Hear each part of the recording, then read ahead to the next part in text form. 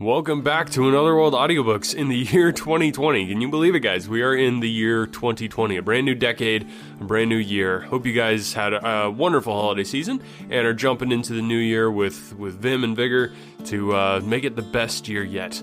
I'm very confident this is going to be the best year yet for Another World Audiobooks. Super excited about the audiobooks that are upcoming. And remember, if you missed any of the books in the past that we've done, you can get those just by going backwards in the episodes. Like, we've got over 2 years of episodes now, so go and check out the backlist. And remember, if you don't want to listen to them episode by episode, you can get the full audiobook versions by just clicking the show notes and checking that out. You can also go to the blog, and there's a Get My Free Audiobook link there, and you can do that, and I will send you a full free audiobook. So that's all you got to do. Just click on that link. So make that happen. And now, without further ado, I give you the next couple chapters of A Princess of Mars. Chapter 16. We Plan Escape.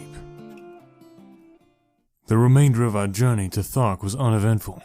We were 20 days upon the road, crossing 2 sea bottoms and passing through or around a number of ruined cities, mostly smaller than Korad. Twice we crossed the famous Martian waterways, or canals, so called by our earthly astronomers.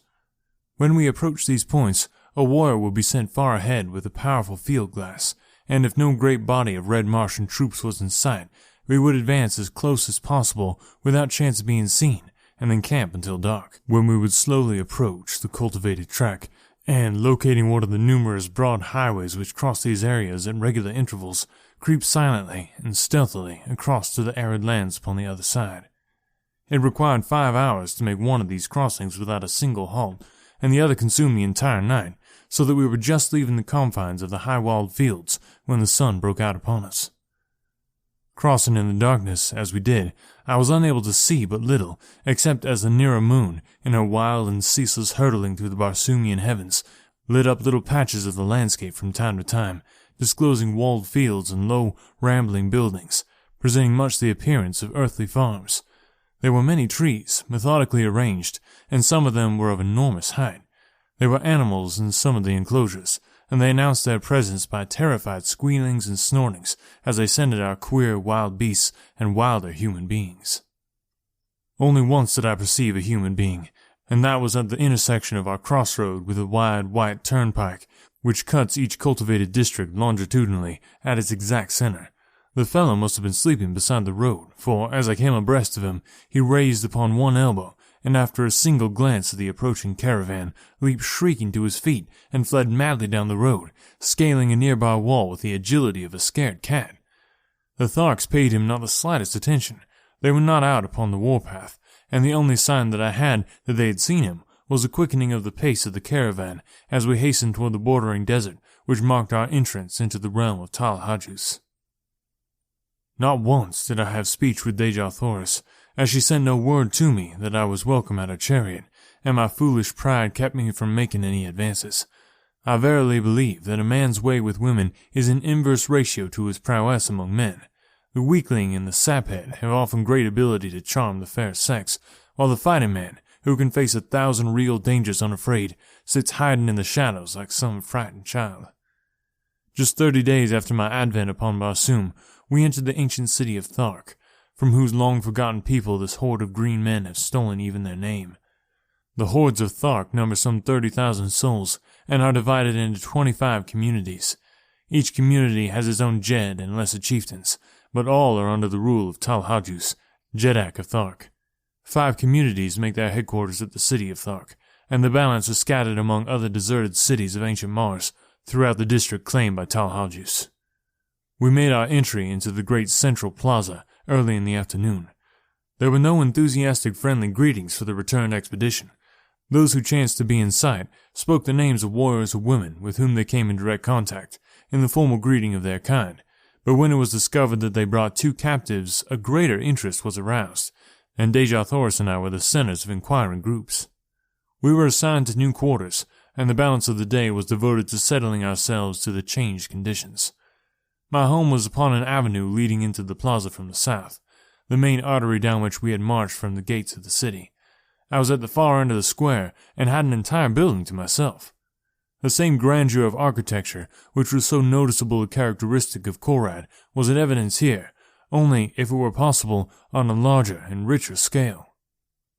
My quarters would have been suitable for housing the greatest of earthly emperors, but to these queer creatures, nothing about a building appealed to them but its size and the enormity of its chambers. The larger the building, the more desirable. And so, Tal Hajus occupied what must have been an enormous public building, the largest in the city, but entirely unfitted for residence purposes. The next largest was reserved for Lorcas Talmel, the next for the Jed of a lesser rank, and so on to the bottom of the list of 5 Jeds.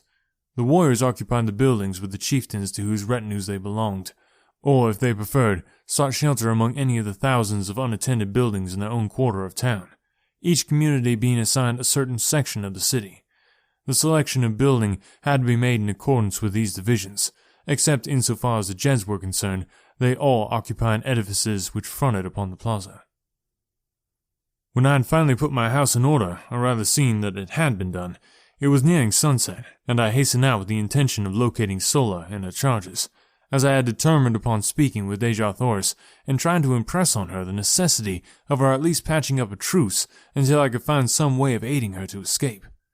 I searched in vain until the upper rim of the great red sun was just disappearing behind the horizon, and then I spied the ugly head of Woola peering from a second-story window on the opposite side of the very street where I was quartered, but nearer the plaza. Without waiting for a further invitation, I bolted up the winding runway which led to the second floor, and entering a great chamber at the front of the building, was greeted by the frenzied Woola, who threw his great carcass upon me, nearly hurling me to the floor. The poor old fellow was so glad to see me that I thought he would devour me, his head split from ear to ear, showing his 3 rows of tusks and his hobgoblin smile. Quieting him with a word of command and a caress, I looked hurriedly through the approaching gloom for a sign of Dejah Thoris, and then, not seeing her, I called her name. There was an answering murmur from the far corner of the apartment, and with a couple of quick strides, I was standing beside her where she crouched among the furs and silks upon an ancient carved wooden seat. As I waited, she rose to her full height, and looking me straight in the eye, said, "What would Dotar Sojat, Thark, of Dejah Thoris his captive?" "Dejah Thoris? I do not know how I have angered you. It was furthest from my desire to hurt or offend you, whom I had hoped to protect and comfort. Have none of me if it is your will, but that you must aid me in effecting your escape, if such a thing be possible, is not my request but my command.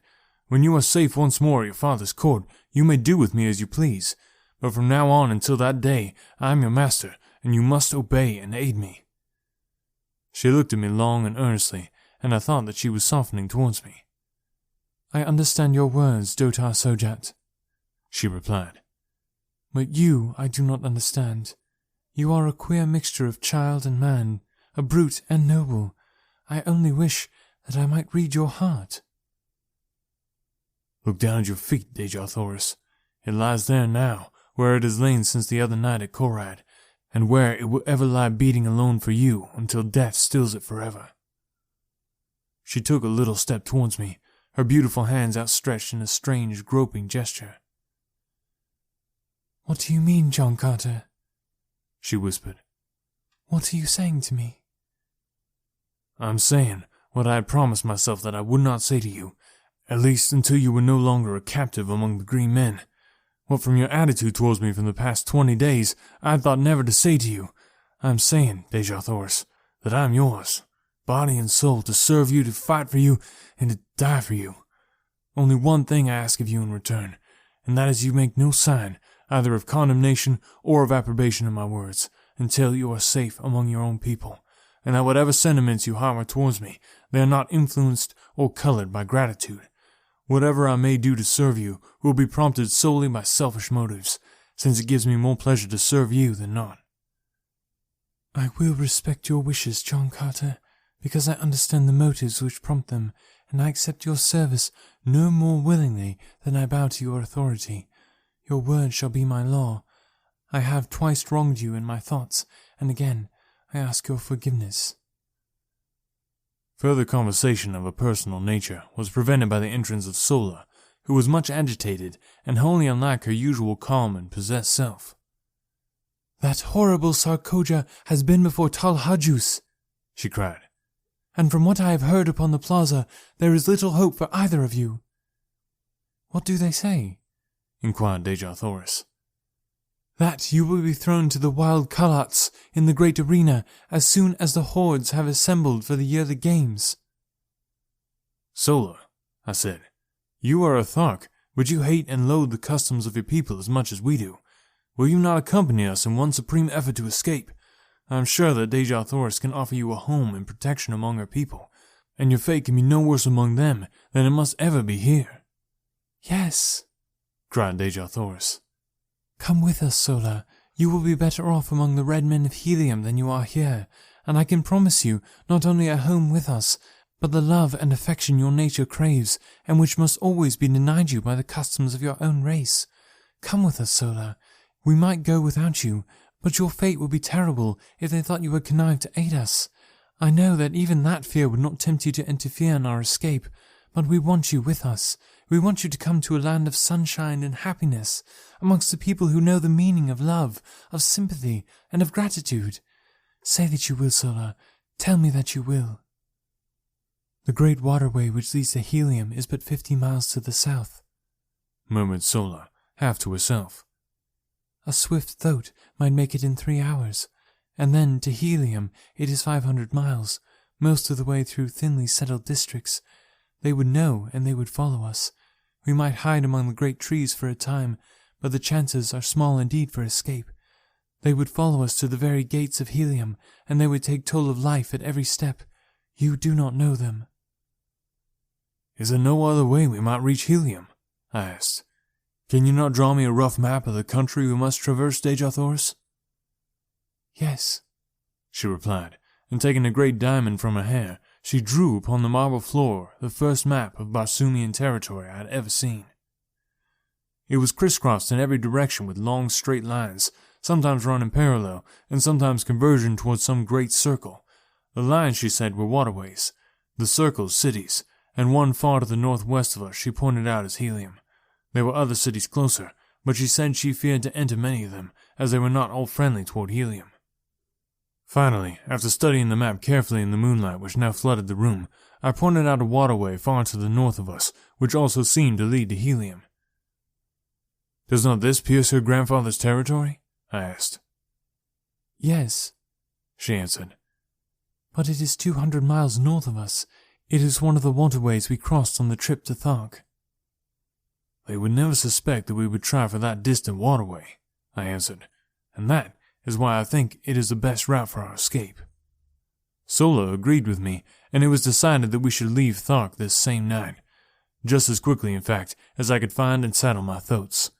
Sola was to ride one, and Dejathoris and I the other, each of us carrying sufficient food and drink to last us for 2 days, since the animals could not be urged too rapidly for so long a distance. I directed Sola to proceed with Dejathoris along one of the less frequented avenues to the southern boundary of the city, where I would overtake them with the thoats as quickly as possible. Then, leaving them to gather what food, silks, and furs we were to need, I slipped quietly to the rear of the first floor and entered the courtyard, where our animals were moving restlessly about, as was their habit, before settling down for the night. In the shadows of the buildings, and out beneath the radiance of the Martian moons, moved the great herd of thoats and zitidars, the latter grunting their low gutturals, and the former occasionally emitting the sharp squeal, which denotes the almost habitual state of rage in which these creatures pass their existence. They were quieter now, owing to the absence of man, but as they scented me, they became more restless, and their hideous noise increased. It was risky business, this entering a paddock of thoats alone and at night. First, because their increasing noisiness might warn the nearby warriors that something was amiss, and also because for the slightest cause, and for no cause at all, some great bull thoat might take it upon himself to lead a charge upon me. Having no desire to awaken their nasty tempers on such a night as this, where so much depended upon secrecy and dispatch, I hugged the shadow of the buildings, ready at an instant's warning to leap into the safety of a nearby door or window. Thus I moved silently to the great gates which opened upon the street at the back of the court, and as I neared the exit I called softly to my 2 animals. How I thanked the kind Providence which had given me the foresight to win the love and confidence of these wild, dumb brutes, for presently, from the far side of the court, I saw 2 huge bulks forcing their way towards me through the surging mountains of flesh. They came quite close to me, rubbing their muzzles against my body and nosing for the bits of food it was always my practice to reward them with. Opening the gates, I ordered the two great beasts to pass out, and then slipping quietly after them, I closed the portals behind me. I did not saddle or mount the animals there, but instead walked quietly in the shadows of the buildings towards an unfrequented avenue which led towards the point I had arranged to meet Deja Thoris and Sola. With the noiselessness of disembodied spirits, we moved stealthily along the deserted streets, but not until we were within sight of the plain beyond the city did I commence to breathe freely. I was sure that Sola and Deja Thoris would find no difficulty in reaching our rendezvous undetected, but with my great thoughts I was not so sure for myself, as it was quite unusual for warriors to leave the city after dark. In fact, there was no place for them to go within any but a long ride. I reached the appointed meeting place safely, but as Deja Thoris and Sola were not there, I led my animals into the entrance hall of one of the large buildings. Presuming that one of the other women of the same household may have come in to speak to Sola and so delayed their departure, I did not feel any undue apprehension until nearly an hour had passed without a sign of them, and by the time another half hour had crawled away, I was becoming filled with grave anxiety. Then there broke upon the stillness of the night the sound of an approaching party, which, from the noise, I knew could be no fugitives creeping stealthily towards liberty. Soon the party was near me, and from the black shadows of my entranceway I perceived a score of mounted warriors, who, in passing, dropped a dozen words that fetched my heart clean into the top of my head. He would likely have arranged to meet them just without the city, and so... I heard no more. They had passed on, but it was enough. Our plan had been discovered, and the chances for escape from now on to the fearful end would be small indeed. My one hope now was to return undetected to the quarters of Deja Thoris and learn what fate had overtaken her.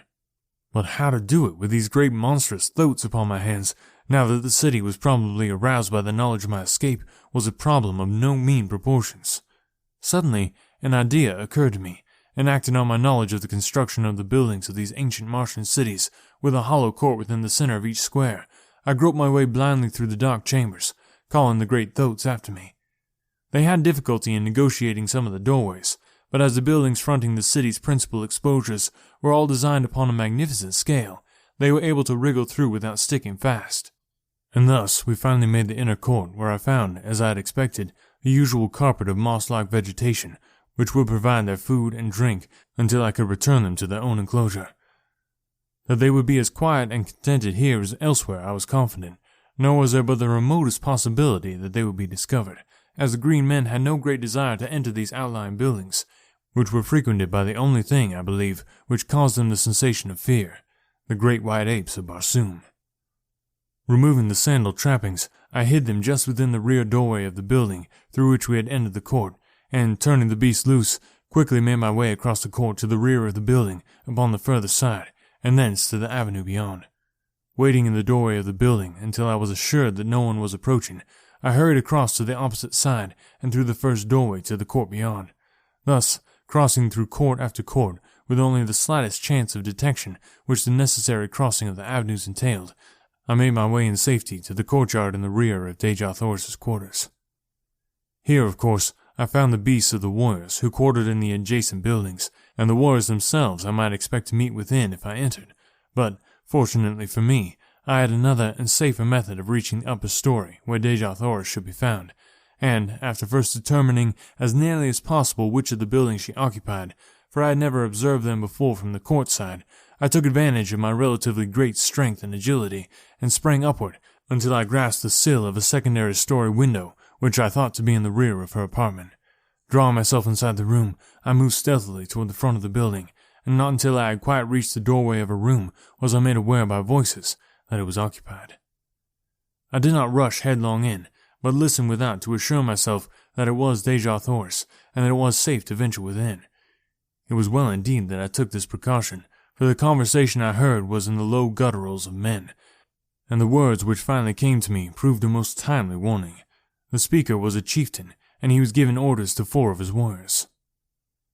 "And when he returns to his chamber," he was saying, "and as he surely will when he finds she does not meet him at the city's edge, you 4 are to spring upon him and disarm him. It will require the combined strength of all of you to do it if the reports they bring back from Korad are correct. When you have him fast bound, bear him to the vaults beneath the Jedak's quarters, and chain him securely where he may be found when Talhajus wishes him. Allow him to speak with none, nor permit any other to enter this apartment before he comes. There will be no danger of the girl returning, for by this time she is safe in the arms of Talhajus, and may all her ancestors have pity upon her, for Talhajus will have none. The great Sarkoja has done a noble knight's work. I go, and if you fail to capture him when he comes, I commend your carcasses to the cold bosom of Is. Chapter 17. A Costly Recapture. As the speaker ceased, he turned to leave the apartment by the door where I was standing, but I needed wait no longer. I had heard enough to fill my soul with dread, and stealing quietly away, I returned to the courtyard by the way I had come. My plan of action was formed upon the instant, and crossing the square and the bordering avenue upon the opposite side, I soon stood within the courtyard of Talhajus. The brilliantly lighted apartments of the first floor told me where first to seek, and advancing to the windows, I peered within. I soon discovered that my approach was not to be the easy thing I had hoped, for the rear rooms bordering the court were filled with warriors and women. I then glanced up at the stories above, discovering that the third was apparently unlighted, and so decided to make my entrance to the building from that point. It was the work of but a moment for me to reach the windows above, and soon I had drawn myself within the sheltering shadows from the unlighted third floor. Fortunately, the room I had selected was unattended, and creeping noiselessly to the corridor beyond, I discovered a light in the apartments ahead of me. Reaching what appeared to be a doorway, I discovered that it was but an opening upon an immense inner chamber, which towered from the first floor 2 stories below me to the dome-like roof of the building, high above my head. The floor of this great circular hall was thronged with chieftains, warriors, and women, and at one end was a great raised platform, upon which squatted the most hideous beast I had ever put my eyes upon. He had all the cold, hard, cruel, terrible features of the Green Warriors, but accentuated and debased by the animal passions to which he had given himself over for many years. There was not a mark of dignity or pride upon his bestial countenance, while his enormous bulk spread itself out upon the platform where he squatted like some huge devilfish, his 6 limbs accentuating the similarity in a horrible and startling manner. But the sight that froze me with apprehension was that of Dejah Thoris and Sola standing there before him, and the fiendish leer of him as he let his great protruding eyes gloat upon the lines of her beautiful figure. She was speaking, but I could not hear what she said, nor could I make out the low grumblings of his reply. She stood there, erect before him, her head held high, and even at the distance I was from them, I could hear the scorn and disgust upon her face as she let her haughty glance rest without sign of fear upon him. She was indeed the proud daughter of 1,000 Jedaks, every inch of her dear, precious little body, so small, so frail, beside the towering warriors around her, but in her majesty, dwarfing them into insignificance. She was the mightiest figure among them, and I verily believe that they felt it. Presently, Talhajus made a sign that the chamber be cleared, and that the prisoners be left alone before him. Slowly, the chieftains, the warriors, and the women melted away into the shadows of the surrounding chambers, and Dejah Thoris and Sola stood alone before the Jedak of the Tharks. One chieftain alone had hesitated before departing. I saw him standing in the shadows of a mighty column, his fingers nervously toying with the hilt of his greatsword, and his cruel eyes bent in implacable hatred upon Talhajus. It was Tarkis, and I could read his thoughts as they were an open book, for the undisguised loathing upon his face. He was thinking of that other woman who, 40 years ago, had stood before this beast, and could I have spoken a word into his ear at that moment, the reign of Talhajus would have been over. But finally, he also strode from the room, not knowing that he left his own daughter at the mercy of the creature he most loathed. Talhajus arose, and I, half fearing, half anticipating his intentions, hurried to the winding runway which led to the floors below. No one was near to intercept me, and I reached the main floor of the chamber unobserved, taking my station in the shadow of the same column that Tarkis had just deserted. As I reached the floor, Talhajus was speaking.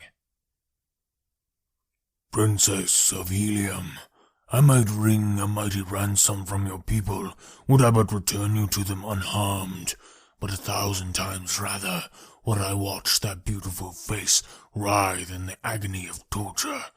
It shall be long drawn out, that, I promise you. 10 days of pleasure were all too short to show the love I harbor for your race. The terrors of your death shall haunt the slumbers of the red men through all the ages to come. They will shudder in the shadows of the night as their fathers tell them of the awful vengeance of the green men, of the power and might and hate and cruelty of Tal Hajus. But before the torture you shall be mine for 1 short hour, and word of that too shall go forth to Tardos Mors, Jeddak of Helium, your grandfather, that he may grovel upon the ground in the agony of his sorrow. Tomorrow the torture will commence. Tonight thou art Tal Hajus. Come. He sprang down from the platform and grasped her roughly by the arm, but scarcely had he touched her than I leaped between them. My short sword, sharp and gleaming, was in my right hand. I could have plunged it into his putrid heart before he realized that I was upon him, but as I raised my arm to strike, I thought of Tars Tarkas, and with all my rage, with all my hatred, I could not rob him of that sweet moment for which he lived and hoped all these long, weary years. And so, instead, I swung my good right fist full upon the point of his jaw. Without a sound, he slipped to the floor as one dead. In the same deathly silence, I grasped Deja Thoris by the hand, and motioning Sola to follow, we sped noiselessly from the chamber and to the floor above. Unseen, we reached the rear window, and with the straps and leather of my trappings, I lowered first Sola and then Deja Thoris to the ground below. Dropping lightly after them, I drew them rapidly around the court in the shadows of the buildings, and thus we returned over the same course I had so recently followed from the distant boundary of the city. We finally came upon my thoats in the courtyard where I had left them, and placing the trappings upon them, we hastened through the building to the avenue beyond. Mounting, Sola upon one beast, and Deja Thoris behind me upon the other, we rode from the city of Thark through the hills to the south. Instead of circling back around the city to the northwest and toward the nearest waterway, which lay so short a distance from us, we turned to the northeast and struck out upon the mossy waste across which, for 200 dangerous and weary miles, lay another main artery leading to Helium. No word was spoken until we had left the city far behind, but I could hear the quiet sobbing of Deja Thoris as she clung to me with her dear head resting against my shoulder. "If we make it, my chieftain, the debt of Helium will be a mighty one, greater than she can ever pay you. And should we not make it," she continued, "the debt is no less, though Helium will never know, for you have saved the last of our line from worse than death." I did not answer, but instead reached to my side and pressed the little fingers of her I loved where they clung to me for support, and then, in unbroken silence, we sped over the yellow moonlit moss, each of us occupied with his own thoughts. For my part, I could not be other than joyful had I tried, with Deja Thoris's warm body pressed close to mine, and with all our unpassed danger, my heart was singing as gaily as though we were already entering the gates of Helium. Our earlier plans had been so sadly upset that we now found ourselves without food or drink, and I alone was armed. We therefore urged our beasts to a speed that must tell on them sorely before we could hope to sight the ending of the first stage of our journey. We rode all night and all the following day with only a few short rests. On the second night, both we and our animals were completely fagged, and so we lay down upon the moss and slept for some 5 or 6 hours, taking up the journey once more before daylight. All the following day we rode, and when, late in the afternoon, we had sighted no distant trees, the mark of the great waterway throughout all Barsoom, the terrible truth flashed upon us. We were lost. Evidently we had circled, but which way it was difficult to say, nor did it seem possible with the sun to guide us by day and the moon and stars by night. At any rate, no waterway was in sight, and the entire party was almost ready to drop from hunger, thirst, and fatigue. Far ahead of us, and a trifle to the right, we could distinguish the outlines of low mountains. These we decided to attempt to reach, in the hope that from some ridge we might discern the missing waterway. Night fell upon us before we reached our goal, and, almost fainting from weariness and weakness, we lay down and slept. I was awakened early in the morning by some huge body pressing close to mine, and opening my eyes with a start, I beheld my blessed old Woola snuggling close to me. The faithful brute had followed us across that trackless waste to share our fate, whatever it might be. Putting my arm about his neck, I pressed my cheek close to his, nor am I ashamed that I did it, nor for the tears that came to my eyes, as I thought of his love for me. Shortly after this, Deja Thoris and Sola awakened, and it was decided that we push on at once in an effort to gain the hills. We had gone scarcely a mile when I noticed that my thoat was commencing to stumble and stagger in a most pitiful manner, although we had not attempted to force him out of a walk since about noon of the preceding day. Suddenly, he lurched wildly to one side and pitched violently to the ground. Deja Thoris and I were thrown clear of him and fell upon the soft moss with scarcely a jar, but the poor beast was in a pitiable condition, not even being able to rise, although relieved of our weight. Sola told me that the coolness of the night when it fell, together with the rest, would doubtless revive him, and so I decided not to kill him, as was my first intention, as I had thought it cruel to leave him alone there to die of hunger and thirst. Relieving him of his trappings, which I flung down beside him, we left the poor fellow to his fate, and pushed on with the one thoat as best we could. Sola and I walked, making Deja Thoris ride, much against her will. In this way, we had progressed to within about a mile of the hills we were endeavoring to reach, when Deja Thoris, from her point of vantage upon the thoat, cried out that she saw a great party of mounted men filing down from a pass in the hills several miles away.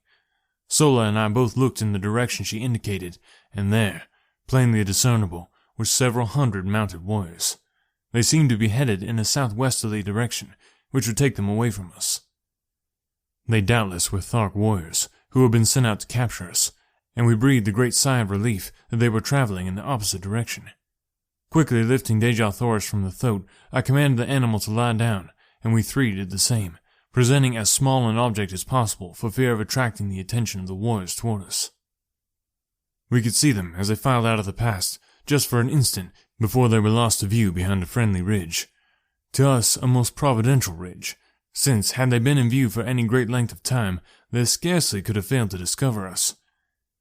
As what proved to be the last warrior came into view from the pass, he halted, and, to our consternation, threw his small but powerful field glass to his eye and scanned the sea bottom in all directions. Evidently, he was a chieftain, for in certain marching formations among the green men, a chieftain brings up the extreme rear of the column. As his glass swung towards us, our hearts stopped in our breasts, and I could feel the cold sweat start from every pore in my body. Presently, it swung full upon us, and stopped. The tension on our nerves was near the breaking point, and I doubt if any of us breathed for the few moments he held us covered by his glass. And then he lowered it, and we could see him shout a command to the warriors who passed from our sight beyond the ridge. He did not wait for them to join, however. Instead, he wheeled his thoat and came tearing madly in our direction. There was but one slight chance, and that we must take quickly. Raising my strange Martian rifle to my shoulder, I sighted and touched the button which controlled the trigger. There was a sharp explosion as the missile reached its goal, and the charging chieftain pitched backward from his flying mount. Springing to my feet, I urged the thoat to rise, and directed Sola to take Deja Thoris with her upon him, and make a mighty effort to reach the hills before the green warriors were upon us. I knew that in the ravines and gullies they might find a temporary hiding place, and even though they died there of hunger and thirst, it would be better so than that they fell into the hands of the Tharks. Forcing my 2 revolvers upon them as a slight means of protection, and, as a last resort, as an escape for themselves from the horrid death which recapture would surely mean, I lifted Deja Thoris in my arms, and placed her upon the thoat behind Sola, who had already mounted at my command. "Goodbye, my princess," I whispered. "We may meet in Helium yet. I have escaped from worse plights than this," and I tried to smile as I lied.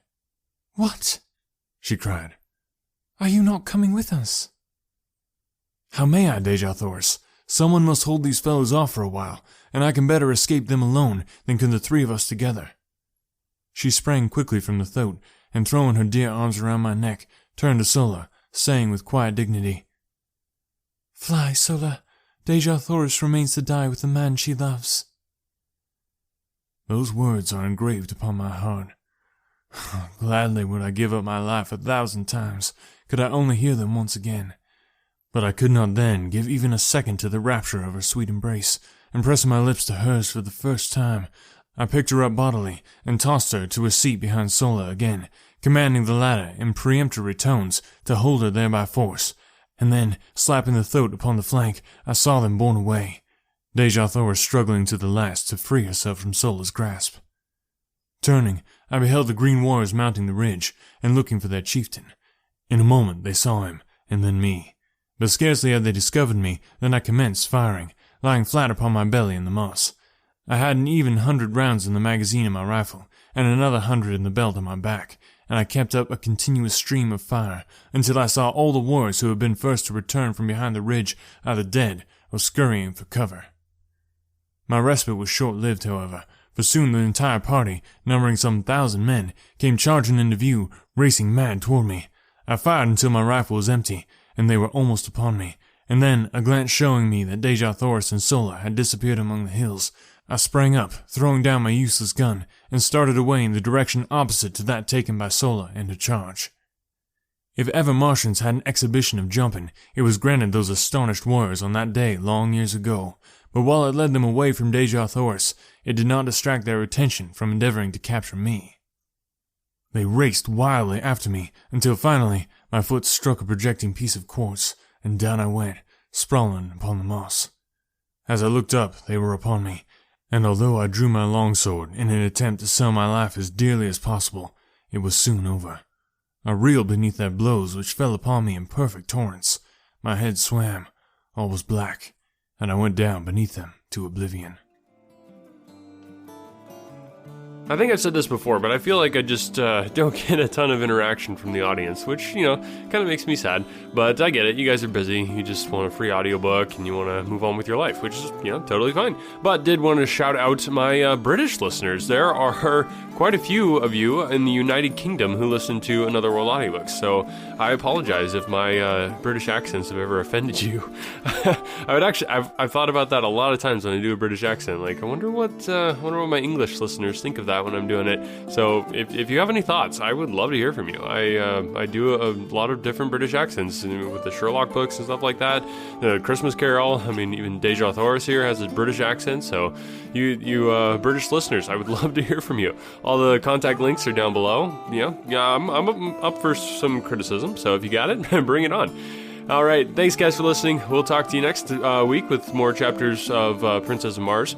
In the meantime, remember to get in touch with me with either criticisms of my British accent, or if you have a suggestion for which book you'd like to hear next. I'm always looking for listener feedback in that regard. So all the ways to contact me are in the show notes. Talk to you next time.